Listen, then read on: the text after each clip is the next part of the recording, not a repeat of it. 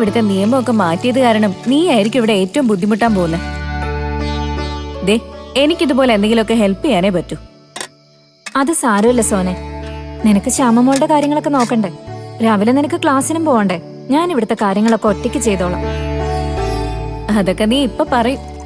ഏട്ടത്തിൽ പോയപ്പോ ഞാൻ കൊറേ അനുഭവിച്ചതാ. അവസാനം ഞാൻ നിർബന്ധിച്ചിട്ടാ അങ്ങേരെ കൊണ്ട് അമ്മ പാചകം ചെയ്യിപ്പിച്ചത്. ഓ, അതൊരു ഭാഗ്യായിരുന്നു. പിന്നെ എനിക്ക് ഒരു ബുദ്ധിമുട്ടും ഇല്ലായിരുന്നു. ഇപ്പൊ വീണ്ടും കഷ്ടകാലം തുടങ്ങി. നീ അമ്മയോട് പറ, ഒറ്റയ്ക്ക് എല്ലാം ചെയ്യാൻ ബുദ്ധിമുട്ടാണെന്ന്. ചിലപ്പോ അമ്മ അയാളെ വീണ്ടും പാചകം ഏൽപ്പിക്കായിരിക്കും. അതെ, ആ അത്താഴമൊക്കെ ആയോ പ്രതിഭേ? ദേ, ചപ്പാത്തി ചുട്ടുകൊണ്ടിരിക്കുക. കറി ആയിട്ടുണ്ട്. അമ്മയ്ക്ക് കഴിക്കാനായെങ്കിൽ കഴിച്ചോ, ഞാൻ വിളമ്പി തരാം. എനിക്കിപ്പോ വേണ്ട, ആദ്യം അങ്ങേർക്ക് കൊടുക്കട്ടെ. നീ അത് വിളമ്പി ഇങ്ങതാ, ഞാൻ കൊണ്ടുപോയി കൊടുത്തോളാം. ശരി സോനെ, ഇതൊന്ന് നോക്കിക്കൊള്ളണേ.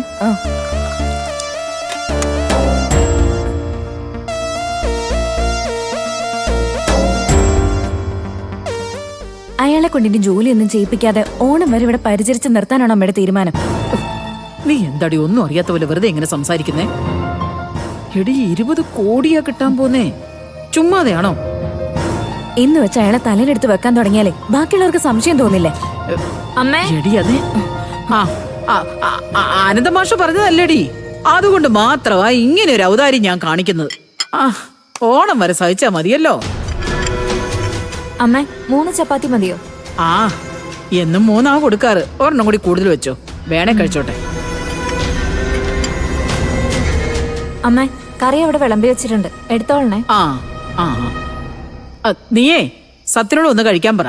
എടി സോനെ, ശ്യാമിനെ വിളിച്ചോ. ഇന്ദ്രനെ കാത്തു നിന്നാ വൈകുന്നാ തോന്നുന്നേ. ശരി.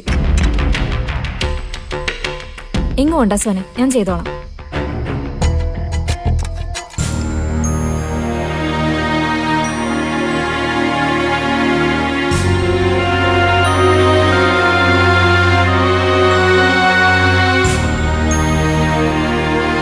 അതെ,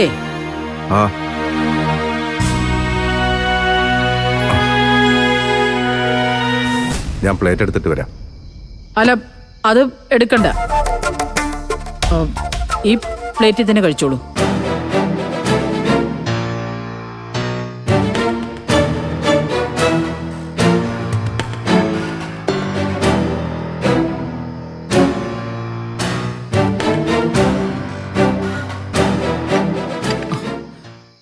ഇനിയും അല്ല, ഇനിയുള്ള ദിവസങ്ങളില് ഈ വീട്ടിലെ ഒരു അംഗത്തെ പോലെ കരുതിക്കോളാം.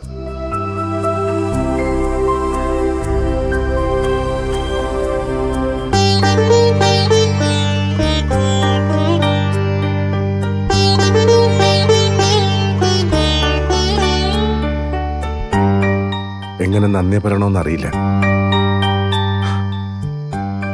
വലിയ ആഗ്രഹമായിരുന്നു കുടുംബത്തിന്റെ അംഗീകാരത്തോടെ ഒരു ദിവസമെങ്കിലും ഇവിടെ കഴിയണമെന്ന്. കുടുംബത്തോടൊപ്പം ഓണം ഉണ്ണണമെന്നല്ലേ പറഞ്ഞത്? അതും സാധിച്ചു തരാം. മതി, അത് മതി.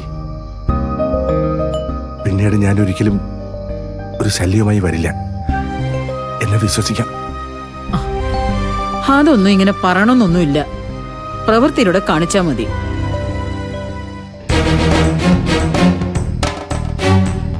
അല്ല, ഒന്നിങ്ങ് വന്നേ.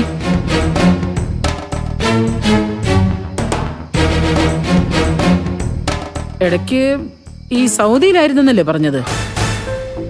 അതെ, വിസ കച്ചവടക്കാർ ചതിച്ചതാ. അത് കാരണം ഒന്നും നേടാനായില്ല. അല്ല, അപ്പോ അവിടുന്ന് എങ്ങനെ രക്ഷപ്പെട്ടു വന്നേ?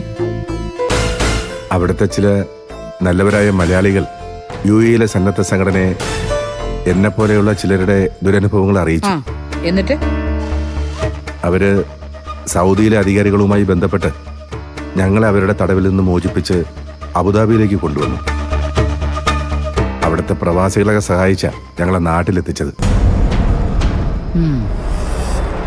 അപ്പൊ അവര് പറഞ്ഞതൊക്കെ കറക്റ്റ് തന്നെയാ, സംശയിക്കാനൊന്നുമില്ല.